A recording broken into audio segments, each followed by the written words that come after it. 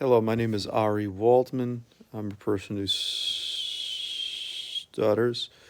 Today is Sunday, November 15th, 2020, the 28th day of the Jewish month of Mar Cheshvan. My video, parsha, day 33. It's parsha, day 1 of the week, parsha Toldot. And I'm going to institute something new for day 1 of the parsha Yom Rishon. I'm going to start doing the review of the parsha, the Gutnik Chumash. Name of the parsha and by the way, to preface this, today's goal is pausing in easy voice, but mainly pausing.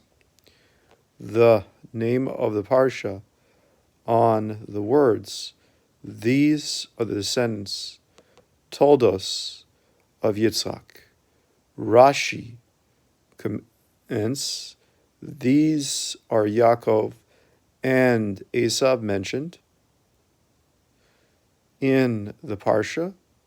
According to Hasidic teachings, Yaakov represents the soul and Esav represents the body. The parsha is thus named after both Yaakov and Esav, because the soul and the body each have their own exclusive qualities. The soul is described as a child of God because the love shared between the soul and God is a natural type of love, resembling the parent-child relationship. The body, on the other hand, has no inherent love for God. On the contrary, it conceals God's presence.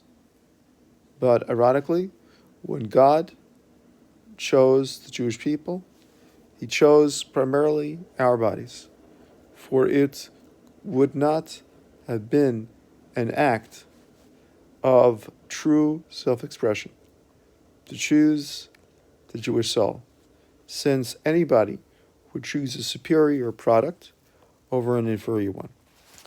Rather, it is the Jewish body which appears to be quite similar to that of the non-Jew that was selected by God. See Tanya, chapter 49. Of course, this does not mean to say that the soul was not chosen by God at all. It is only that the body has no redeeming feature of its own other than the fact that it was chosen by God. So its closeness stands out, more than in the case of the soul.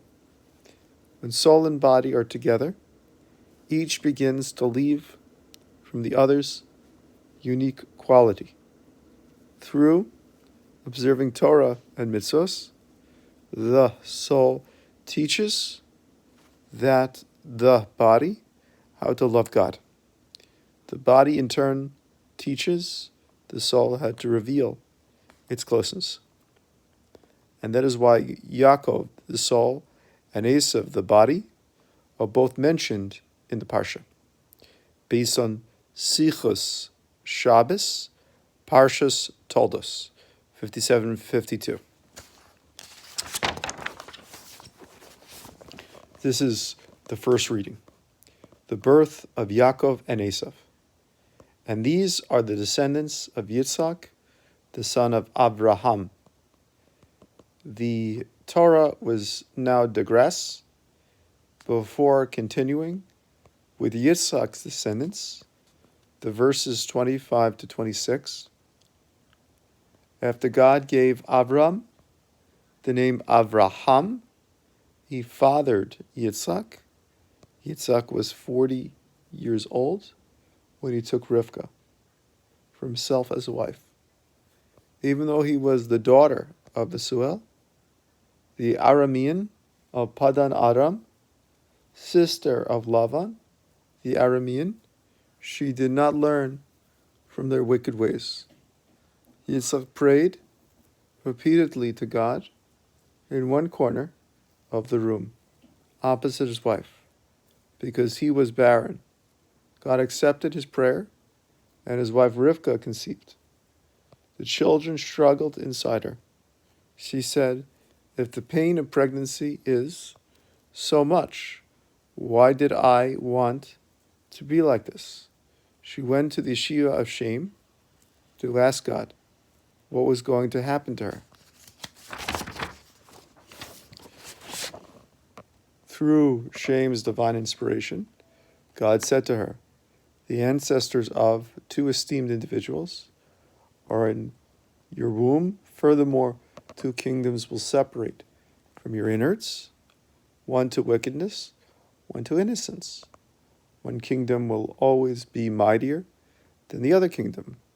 For when one rises, the other will fall. The elder son will soon serve the younger son." The term of her pregnancy was complete, and look, there were twins in her womb. The first one came out reddish and completely covered in hair, like a fur coat of hair. They named him Esav. Afterwards, his brother emerged, and his hand was grasping Esav's heel. God named him Yaakov. Yitzhak was 60 years old when she gave birth to him. Yaakov buys the birthright from Esav. The boys grew up, and their differences became recognizable. Esav was a man who knew how to trap people with his mouth, a man of the field who enjoyed hunting. Yaakov was an honest person, dwelling in tents, the yeshiva of Shem and Aver. Yitzhak loved Esav because he provided his mouth with game, but Rivka loved Yaakov.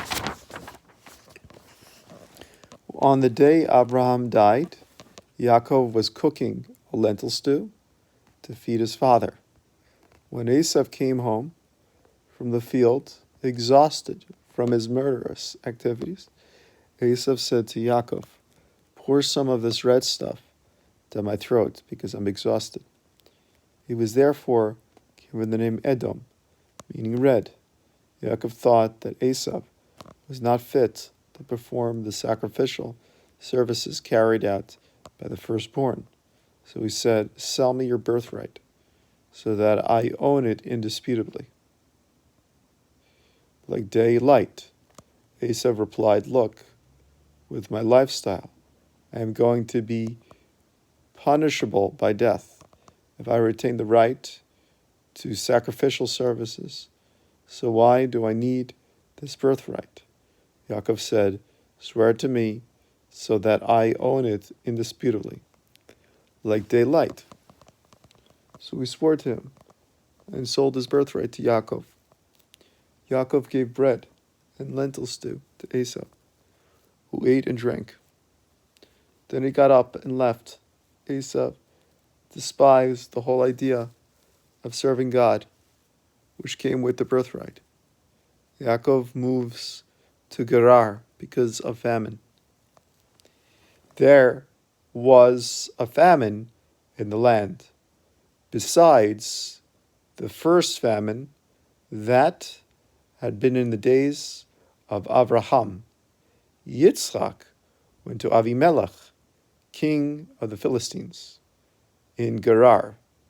God appeared to him and said, "Do not go down to Egypt. Inhabit the land which I will tell you about.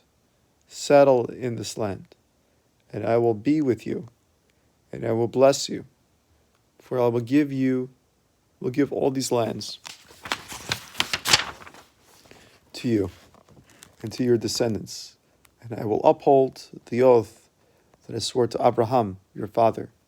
I will multiply your descendants like stars of the heavens, and I will give your descendants all these lands.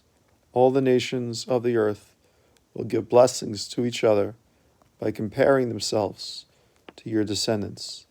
All this is because Abraham listened to me, to my voice, when I tested him. He guarded my secondary prohibitions that protect a person from transgressing biblical prohibitions, my rational commands, my suprarational commands, and my instructions in the oral law. This is the end of my video parsha, day 33. Have a great day.